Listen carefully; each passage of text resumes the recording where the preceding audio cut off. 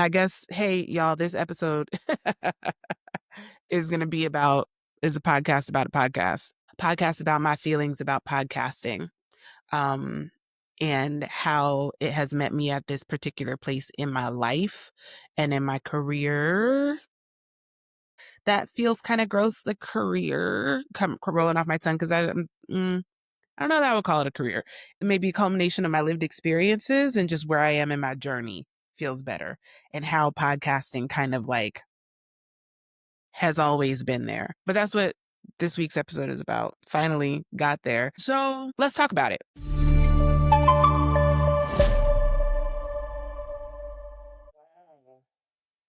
We're really coming in hot off a hiatus with a new episode. No clear. But hey, listen, you got to start somewhere, right? That seems like a precarious place for that to live. This is okay. Damn it, the refrigerator.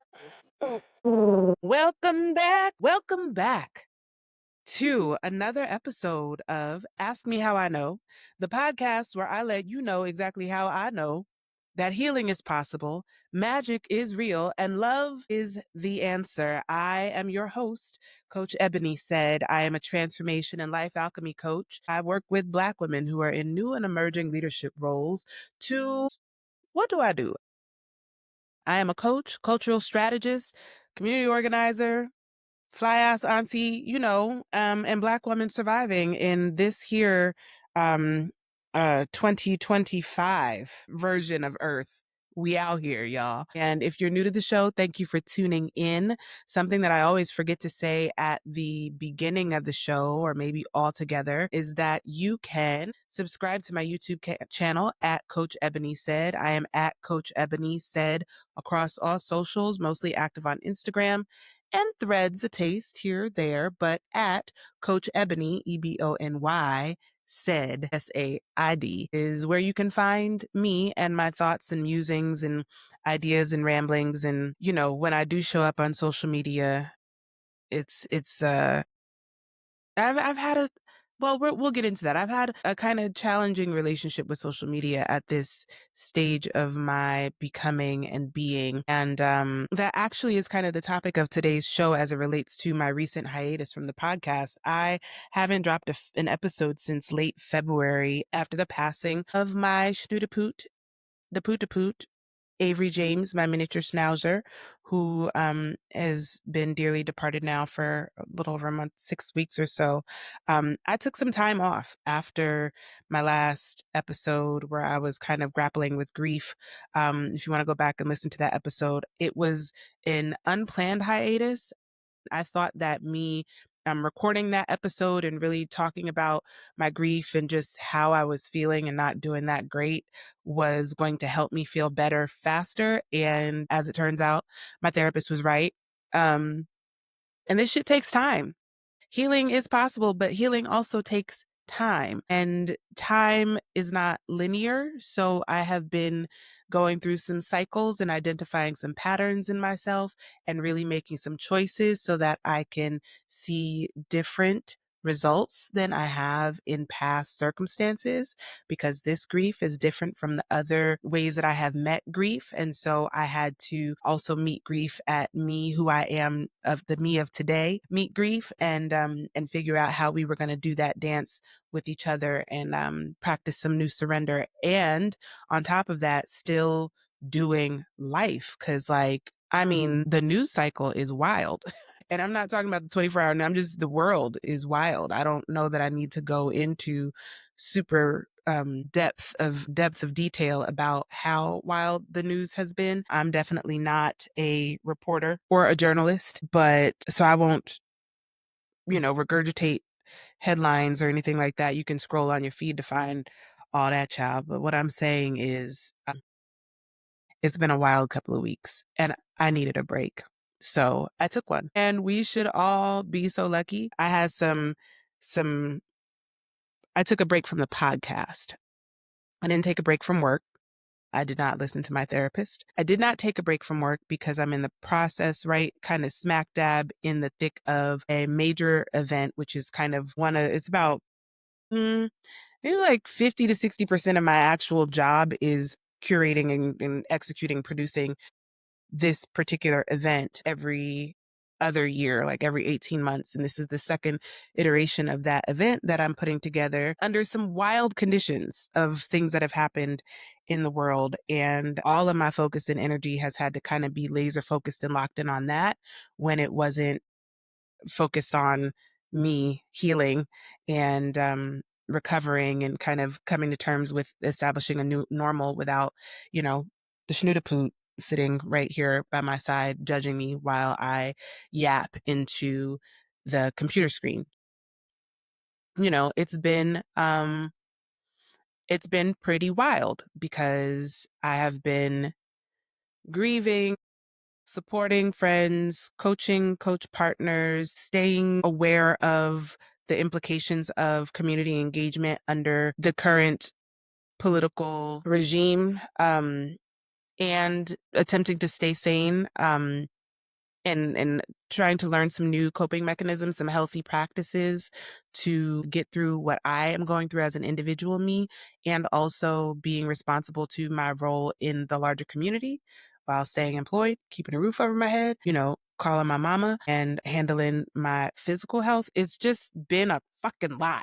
And because I have the privilege of this podcast being something that I produce for free 99 from, you know, the comforts of my home office and my COVID equipment, I get to say I'm not going to record for a couple of weeks. Like I would just literally get up from my desk and look back at this little corner and be like, I haven't even sat in this chair since February, into February. No less like turn on the light and do, but I'm back, y'all. I'm getting better. I'm getting better. I just needed a break. But while I was on break, I was paying attention.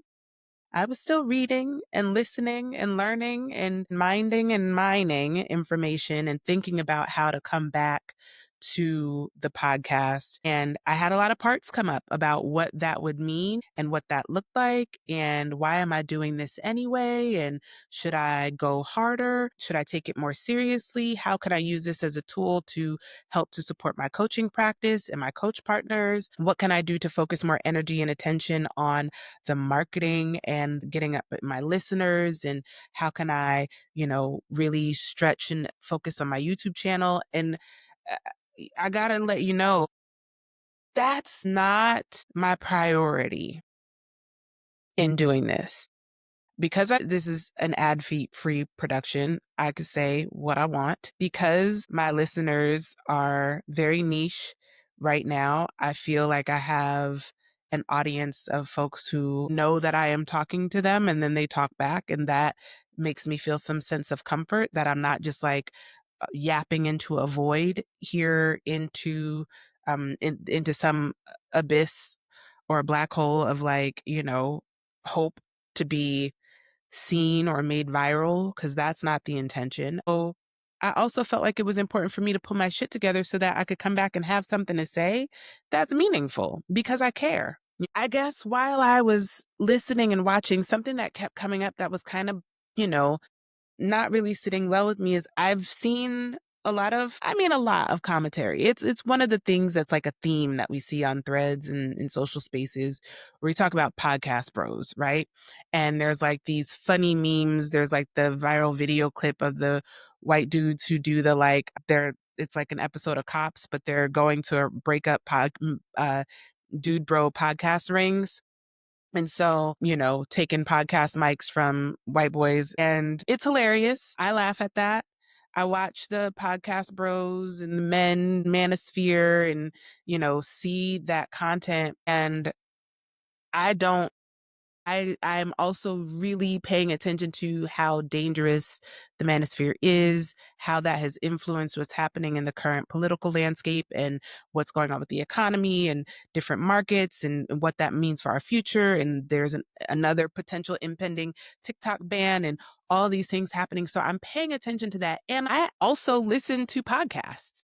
I listen to podcasts that are journalistic, historical, funny, based on pop culture, some true crime, Black and brown people sharing their brilliant stance, thoughts, and opinions, podcasts that are really like funny and humor based or just friends kicking it and chopping it up.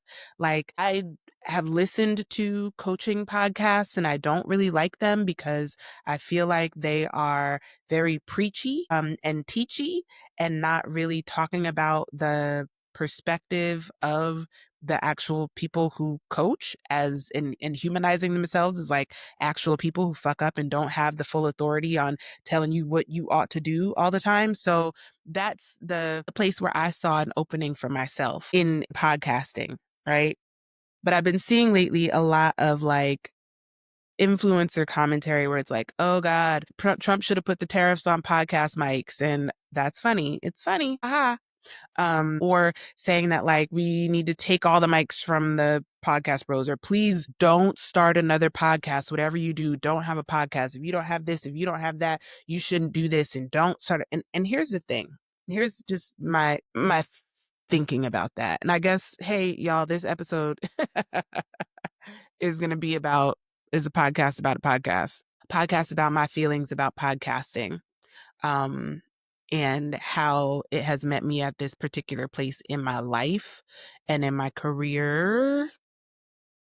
That feels kind of gross, the career rolling off my tongue, because I don't know that I would call it a career.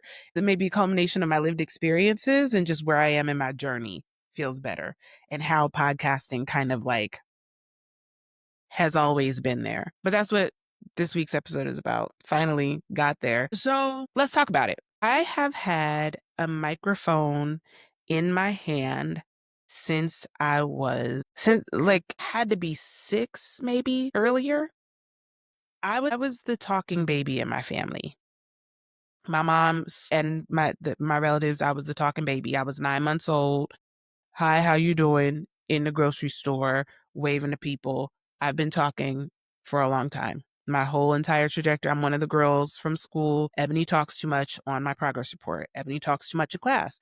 Talks too much in class. Ebony finishes her work and then decides that she wants to walk around the class and help other students finish their work. Listen, that's just who I am. I'm a Libra stellium. I love to make things beautiful. I want everyone to have a fair amount of time and all the resources that they need and have access to so that they can become their best and most beautiful, brightest iteration of themselves. It's not on me, it's in me. I came to the planet this way. I can't help myself. I've been running my mouth the whole time. I have opinions and observations and questions. I'm deeply curious. I really want to know what happened before that thing happened that made that happen. What was the catalyst to that? Where did that come from? Was that spontaneous? I have questions about things. And as a result of that, I've preacher's kid. I grew up in the church. I think I've said this on another podcast about like everything I know about community organizing and event production and media and broadcast facilitation and order of operations and attention to detail and bookkeeping and administration. I learned in church. I learned from my grandparents.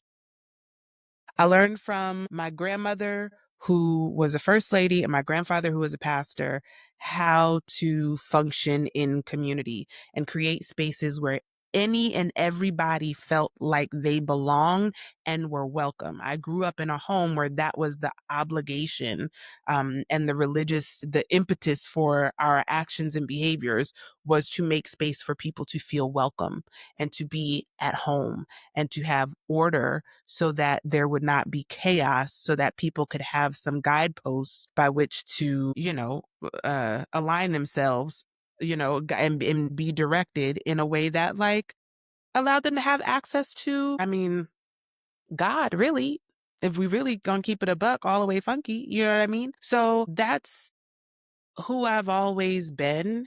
And the longer I live, and the more work I do on myself and the more deeply in love I fall with myself, the less nervous that makes me. You know what I mean? It's something that I've always known and had a tendency towards, but my intentions didn't always have the desired impact or have an impact that felt like it was necessarily where I was able to identify the benefit of my effort or intention or good thinking or action.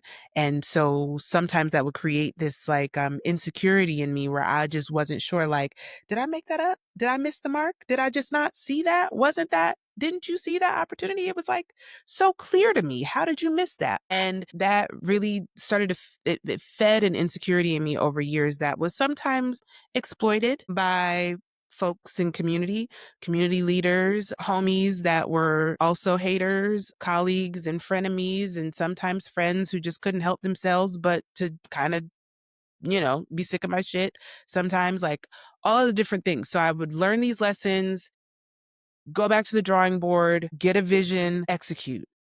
Bring people in, make them feel like they belong, ask them what they think, get really curious about it, collaborate, boom, do a thing, let it go. And I have done that over and over and over and over again in my life. If I were to list my resume, which I will not do here, but when I look back over my life and I think things over, okay, I have always only been myself. I just got to a place where I got comfortable enough with that to not really give a fuck what anybody thinks about how I express that.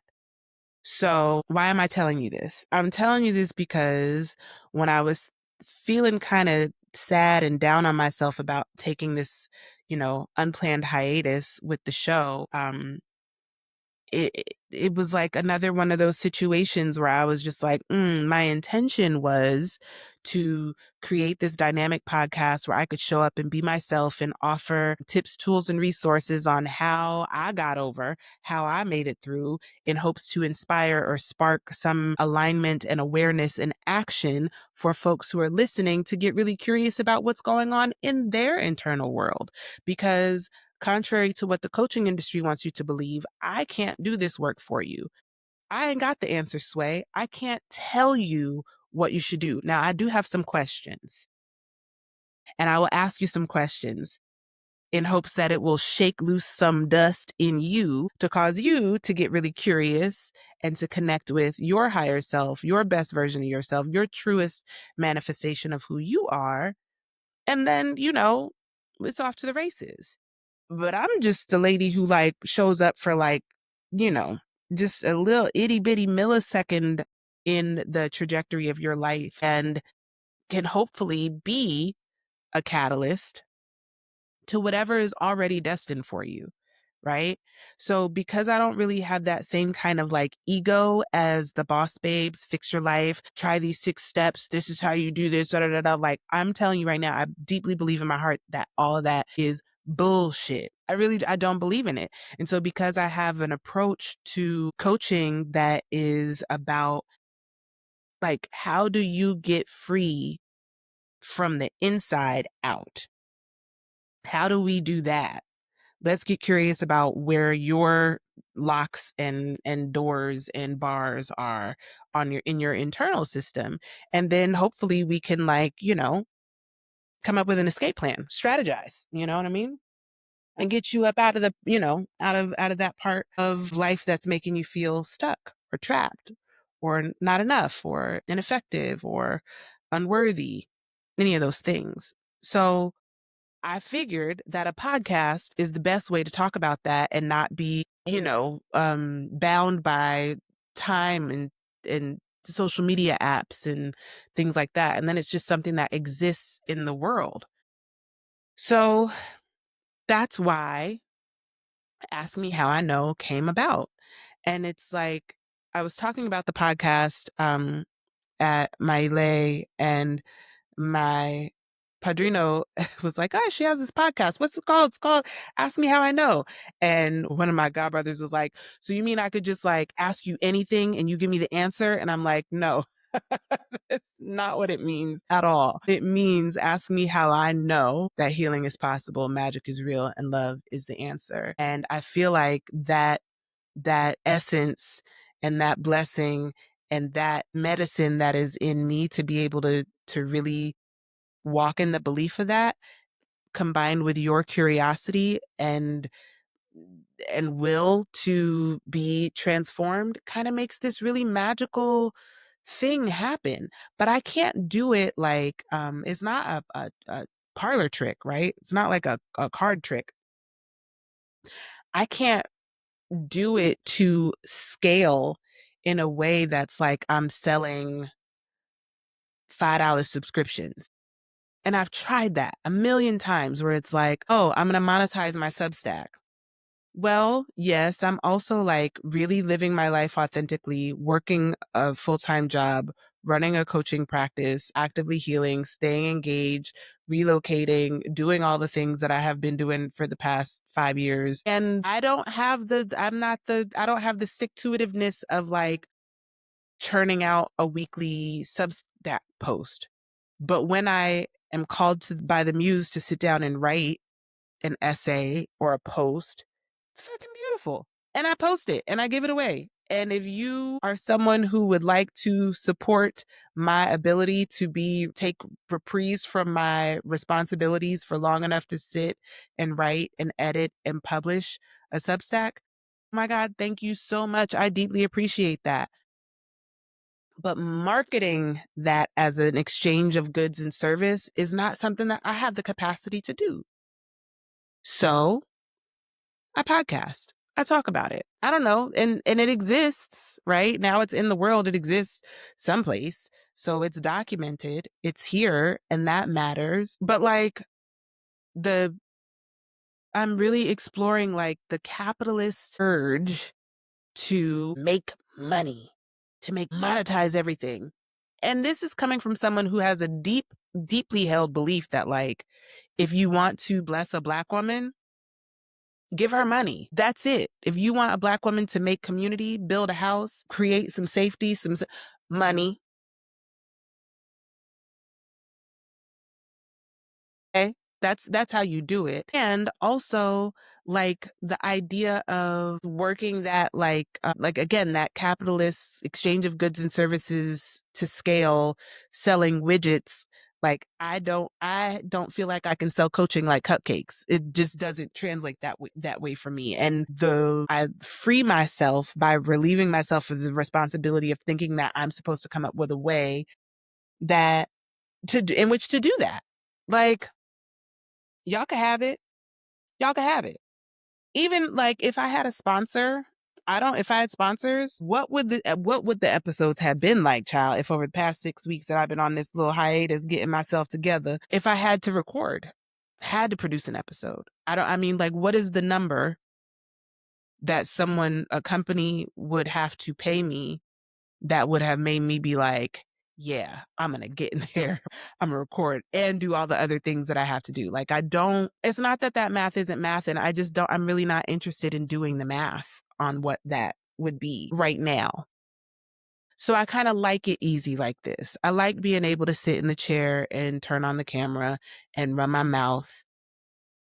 And I am committed to continue doing that.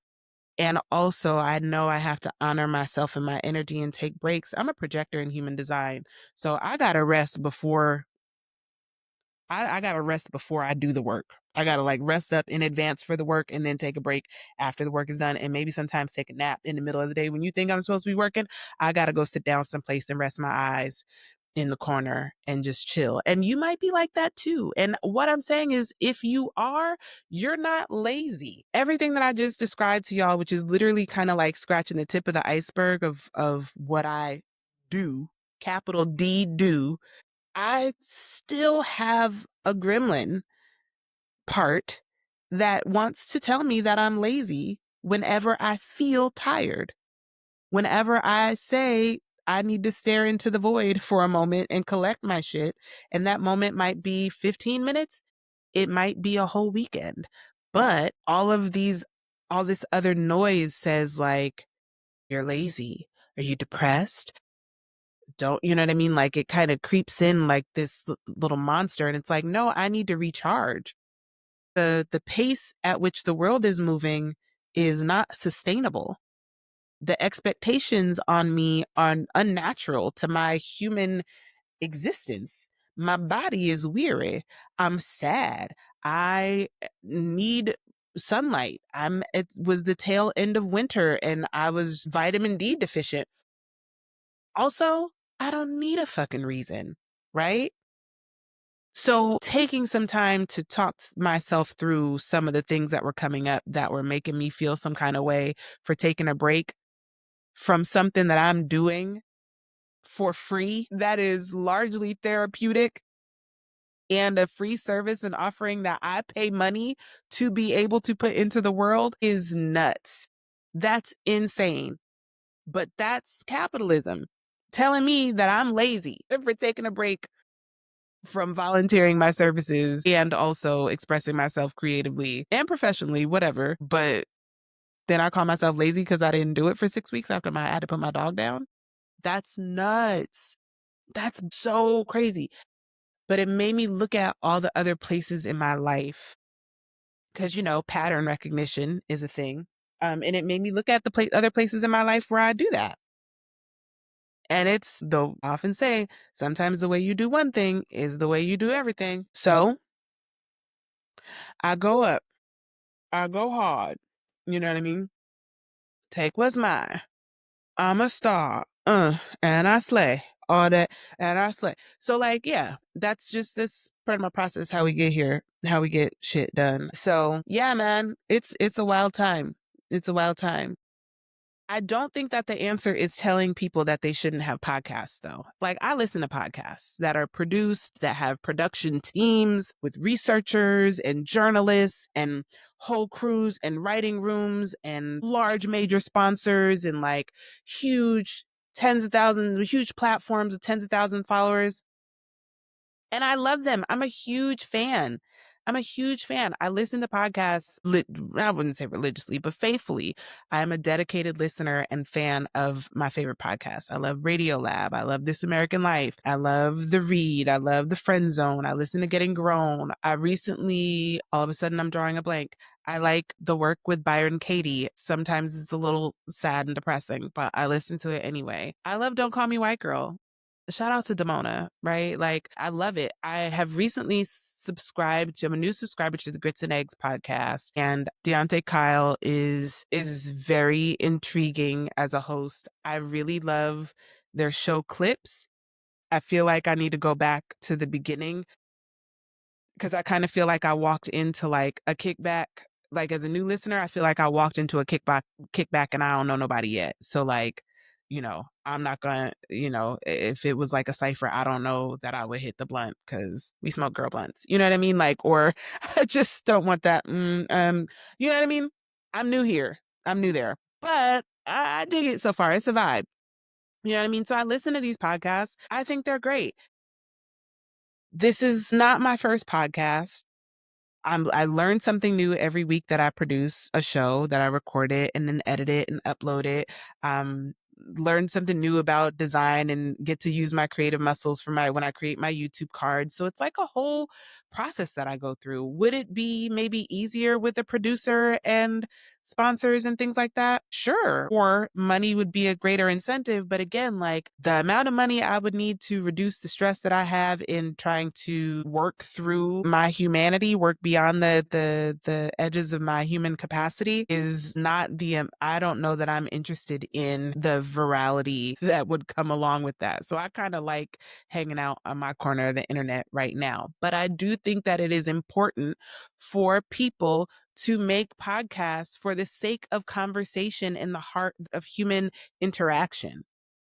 I don't think that the podcasts need to exist for us to have sponsors and be viral and have platforms. Not everybody needs a platform. But if a podcast is something that speaks to you, then do that, my love. That's the thing. Because what I am afraid of is that by admonishing people in advance and telling them not to start podcasts, we're missing out on voices that need to be heard. Because as the manosphere continues to grow, what I believe that we need is counter narrative. What we need is more amplification of voices who are saying what we need to hear, that are talking about all of the different elements and aspects of things that are beautiful in the world, or ways to get through certain things or experiences or lived. Like, it doesn't, I'm not even gonna list it because you know why? It doesn't fucking matter. We need a counter narrative. So if you have a counter narrative, start your fucking podcast. It takes work. I think that, I don't know that, like I said, I don't think that we need to take podcasts. I think we need to take platforms. Not everybody. My magic lies in the quality of my attention. Okay. So I'm not paying attention to the manosphere. I keep my eye on it because I know it's over there and I understand that it produces a harmful rhetoric that could cost me my life, or is actually, I can see the footprints, the steps from point A to B to C to D, all the way to, the red button being pushed down to Pennsylvania Avenue. So like, I understand the implications of it and the consequences associated with that kind of rhetoric and conditioning that is happening, the social conditioning of young men that's taking place, and how that is then now impacting the way that the trad wife movement is being informed, and what's happening in that strange way. And I think that liberals are doing this weird kind of thing that they do where they don't take it too seriously, so they sort of make fun of it, or like, wave it off as like some kind of like unserious thing to not consider. And that too is very dangerous. And so I'm curious about where the more feminist voices are. I think also sometimes the academics, we put a lot of pressure and expectation on the academy or academics to give us answers, or be the ones to provide the counter narrative, the sociological, anthropological approach to assessment of the conditioning of the male toxic masculine traits and so on and so forth. And then we just lose people. They fucking tap out and turn off completely. Or as soon as someone says that they're a feminist, it's kind of like, oh, well, that just means that she hates men. And then, when we bring in the narrative of being like, oh, well, hey, I'm a womanist, then it's like your misogynoir kicks in. And I don't want to hear what you got to say because all Black women are angry. And so whatever, like, it's like we need more voices. We need more organic intellectuals. We need more thinkers to be thinking critically about the world and sharing our ideas, because they're as unique as our fingerprints. Like, our experiences are as unique as we are. And I think they're more important than not. And because post COVID, these silos, the removal of third spaces, what's been done to limit and reduce our ability to interact one to one, or even in large groups as humans, like, that has done something to our brains that is very deeply dangerous. And so any way we can fight back by engaging, if it's using technology to engage, to really engage in discourse and dialogue and express curiosity and compassion as if we're talking to other human beings instead of fucking robots or chat GPT, then I think we can resist this movement to silence and silo us so that we can be controlled. And I know that it's already happening. So I think it's really dangerous to say nobody needs to start another podcast. Now, this brings me to something else that's kind of been like on my mind lately. Podcasts. So, like, there used to be this thing called talk radio way back in the day. It was very popular in the 80s and the 70s, where, like, people would just get on the radio and talk. Like, you may have seen that show Frasier that comes on. Like, there was a show Murphy Brown, I think that one, you know what I mean? Like, but people talking and communicating over the radio, the technology of radio wave communication is something that was like the early magic of the early 20th century, like the earliest magic that we had in our ability to communicate via radio waves, so that you could hear the warmth of a voice, of a sound of another person's. Like, before there was television, there was radio, right? So you would listen to Amos and Andy on the radio and hear the voices, and everyone would sit around and turn it on and listen. So like, it's not unusual to me that at this stage of at this year in 2025, we are tuned into YouTube and on Instagram and watching TikToks and doing the dances together. But like, the death of radio doesn't mean that humans have lost the desire to hear one another's voices or to listen to someone speak to you. We listen to audiobooks. Like, I don't understand why we think that podcasts need to like go by the wayside because, some dudes got mics and sat around and said like some really terrible shit. You know what I mean? So I don't know. I'd like to think that Ask Me How I Know is my and I don't know if it's counterculture, but it's definitely a counter narrative to the toxic waste that I hear in these streets. And it's also something that, like, I don't know, I know it's never happened before because I ain't never done it before. And I'm me. I'm the only one of me. I'm me. I'm one somebody. And this is what I wanted to say on any given day, right? As such, like I said earlier, I've had a microphone in my hand since I can remember. Whether or not it was a program down to the church, at school, a festival, speaking arrangements, it's just the whole thing. I was in speech and debate and oratory in high school. I was a performing artist and spoken word poet out of high school throughout my young adult years. National Poetry Slam champion in 2006 because I'm that old. But like a performance artist, an MC, a singer, was in a lead singer of a band, a funk band, like all those things. I never met a microphone I'm scared to touch, right? In addition to that, I did television and commercial and print modeling and also did radio, did a Tuesday afternoon free forum in Albuquerque, New Mexico, where just I talked and played songs, played whatever the fuck I wanted to play, and pissed off the program director all the time because it was like, that's whack. I'm gonna play this instead. And Frankie Knuckles it is. You know what I mean? So like I've been involved in media since before there was social media.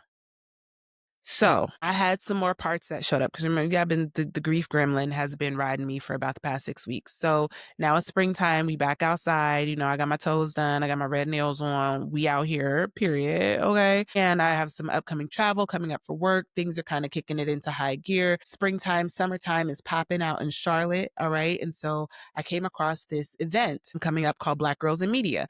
I'm familiar with Black Girls in Media, but I didn't know that there was a summit that actually is local here in Charlotte coming up. And so I went to go register for the event, and then I got scared, y'all. I got a little bit scared because I was like, the context of media right now, even where Black women, first of all, it's Black girls in media. And like Black girls rock, yes, true. I'm out here for the nibblings and the younger generation. I am an elder millennial, but Gen Z, Gen Alpha, like I see you coming up. I also see an aesthetic that is shaped in these younger generations as it relates to how Black women are seen and portrayed in media. And that concerns me for number of different reasons. And I was hesitant to register for this event because it's like a closed location. You don't get the location till afterwards. And obviously for safety reasons and things like that. But also I'm kind of like, I don't know what to expect. I was scared. I was like, I'm going to be like a dinosaur in this room. I'm literally going to be like an elder in the room. And maybe their kind of media isn't my kind of media. Maybe I do have something to offer. This is like my ideal client base. And also I'm like, are they going to look at me like, why is you here? Or maybe they won't say ho, they'll be like, auntie, why is you here? Like, how many followers do you have? What's your, like, I don't do that. I'm not out here on like the social media bandwagon, but I understand the importance of media as it relates to community engagement and awareness and organizing and what that looks like and the roles that we take on and the issues that we come up against as Black women in media and how to navigate some of those rooms and spaces that I have mucho experience in. And so I'm going to go, but man, like this version of me hasn't done that yet. That's a new. We taking 43 we gonna spin around the block on this one. I don't even think I used that term right. As I drink my Sleepy Girl dark tart cherry in club soda water beverage before I go to bed. So yeah, the podcast, man. It's just, I mean, I appreciate those of you who listen for listening. I want to make a concentrated effort to do more in the way of like promoting my podcast, promoting my YouTube channel, which is just videos of the podcast. Cause I, for damn sure, do not have time to like do too much for like vlogs and, um, I'm not even gonna put myself out there like that to make that commitment. And then it stressed me out and I get tired and then I tap out and you never see me again. But the podcast is good. It's therapeutic. It's an extension of who I am. It documents my thinking and my journey, and it makes me more visible to potential coach partners who are glad that I'm human and flawed and honest and authentic. Keeping it real as fuck with you, like, is going to get pretty rough out here. And if it's been hard and it's felt like it's always hard, I want all of us to understand that it is likely that it will get harder. It will get harder. And I don't know how to make, other than giving it away for free, I really don't know how to make myself more available through the hardships that are coming, other than to just be like, here is what I have to say, here is my heart, and do what you will with that information. Because yeah, shit. The jig is up around here, America, and I don't know what it's going to look like or when the other shoe's going to drop. But I was listening today to Trevor Noah's podcast, What Now? Love it. I was listening to that podcast today, and an economist was basically saying that, like, the long-term impacts of these tariffs are likely to not take hold for like the next 30 years. But we're talking about like generational, like it just literally like sliding the bottom block off in Jenga, just like sliding it out and waiting for the whole thing to topple. So the discomfort that we'll feel, some days it's strange because it's like, I don't really feel it yet, but I can smell it. When things, you know what I mean? Like, I don't, it's coming. It's happening. I don't even think that makes a lot of sense. I might cut that out. It's not really, I don't have the answers. And I'm not an economist. I have some strong opinions about a lot of things. And I don't know that my opinion is what is necessary right now. So I think that has also informed my decision to kind of just keep my thoughts to myself and to just witness and observe and watch and listen and to remain curious and to stay connected, to not put my head in the sand. But also, like, not everybody's like, I don't just wish some more discernment for all of us. And I know that requires a lot of energy, right? But like, so in order to protect your energy, my energy, here's what I've been doing. You could do what you will with this, but like, first sign of bullshit, I tap out. Like, in interpersonal interactions, like as soon as I realize that, like, oh, this is going to cost me energy that I do not have, that I have not given this person permission to take from me. So I'm not going to engage on that level. Like, that's the kind of movement I've been making in the world, is to not be walking around irascible and like wanting to tussle all the time. Like, really just kind of being present with what is in any given moment and understanding, like, oh, I don't need to rush. I don't have anywhere to be.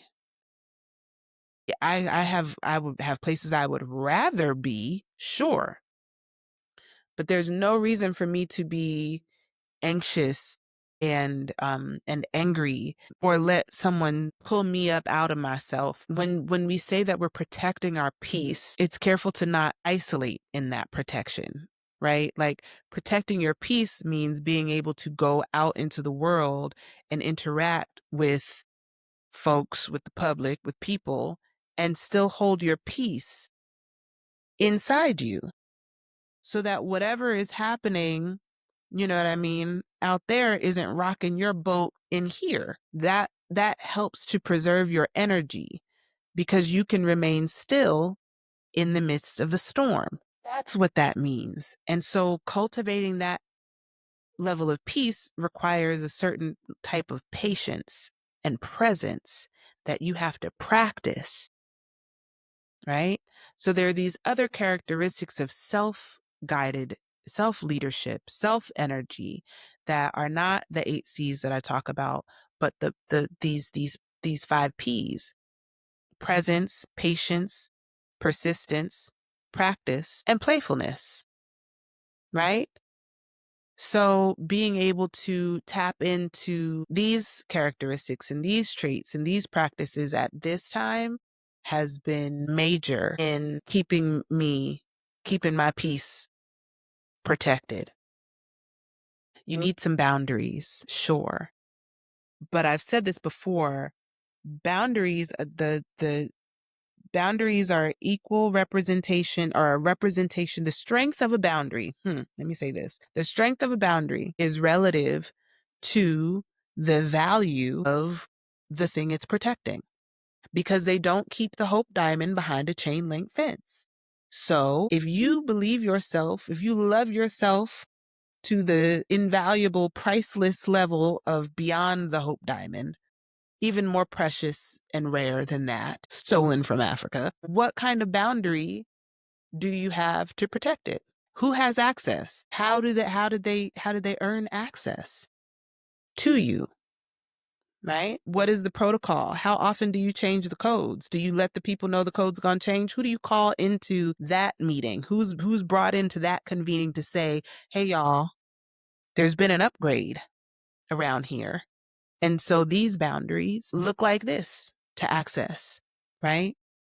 Or did you just like change all the codes and never tell nobody? And now it's just, now you're isolating, talking about you're protecting your peace. No. So thinking about like your boundaries as an extension of yourself, your ori, your spirit, your ancestors, your community, your family, your relatives, your friends, the people who have access to you and how close they get to get. What do your boundaries look like? If you could visualize it in your mind, is it a moat? Is it a laser, like hanging laser, Mission Impossible kind of, like, get real creative with thinking about your boundaries in relationship to the importance, the significance, the invaluable, priceless, deep, loving nature, worthiness of the you that is being protected and guarded by these boundaries.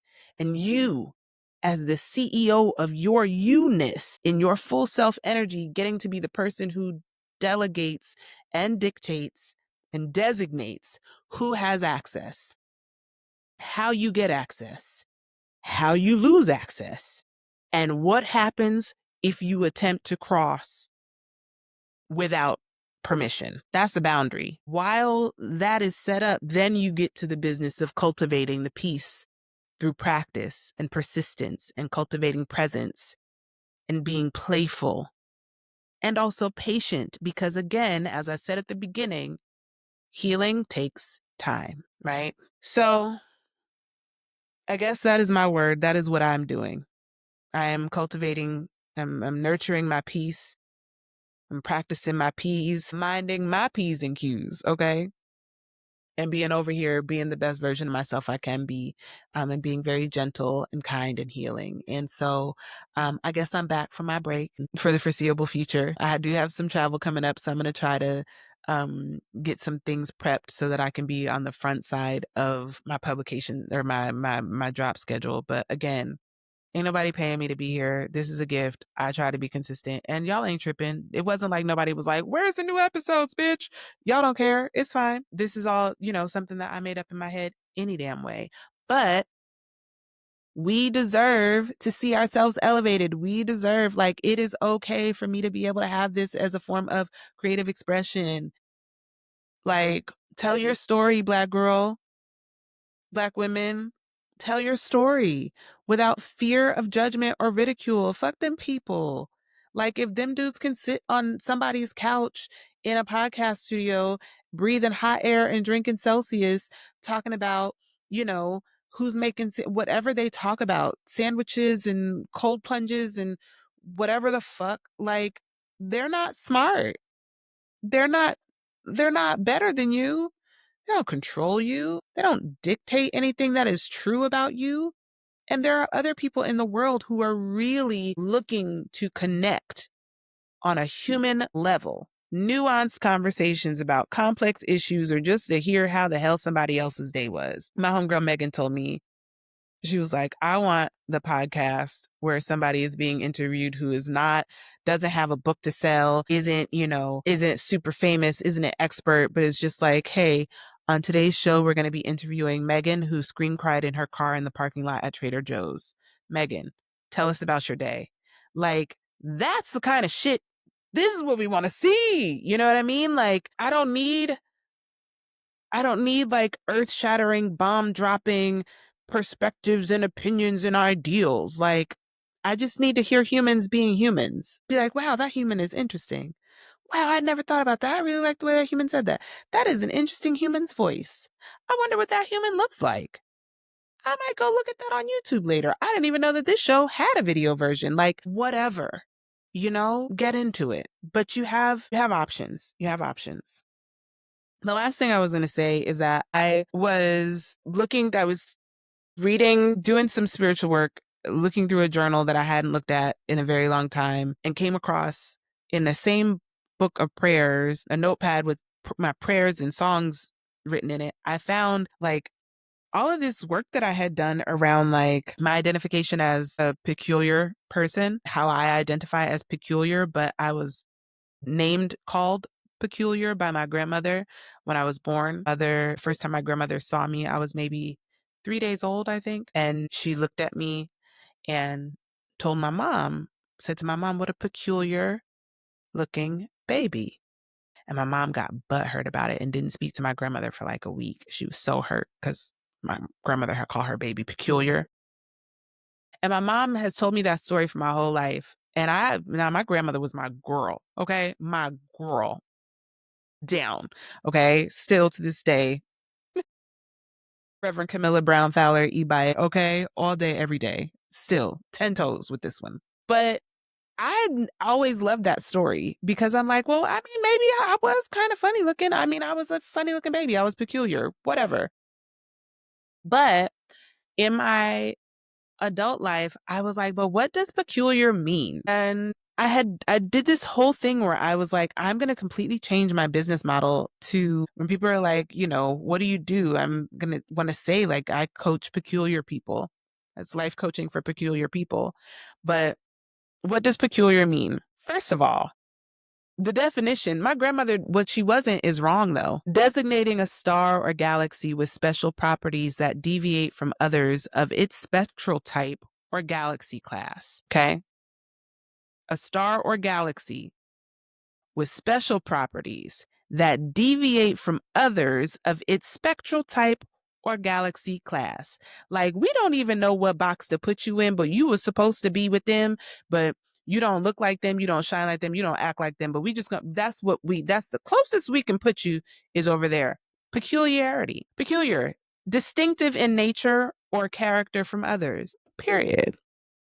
Uncommon, unusual. I mean, it's basically saying that I'm unfuckwittable is basically what it is, right? Like peculiar, extraordinary, singular, exceptional. These are actual definitions of the word peculiar. My grandmother, man, individual, personal, particular, special, unique. So, I'm just saying, like, I don't know why I wanted to share that with you. Well, I do know why, because I found it in a notebook and then it was just like completely inspired and was like, yeah, because I'm peculiar. Duh. Like, it just makes my whole life make sense. It makes every single thing about me and my life make so much sense when I really think about it. Peculiar indeed. And I shall stay that way because I came here that way and that's who I'm always going to be. And so my peculiar ass has this peculiar podcast called Ask Me How I Know, where I let you know how I know that healing is possible, magic is real, and love is the answer.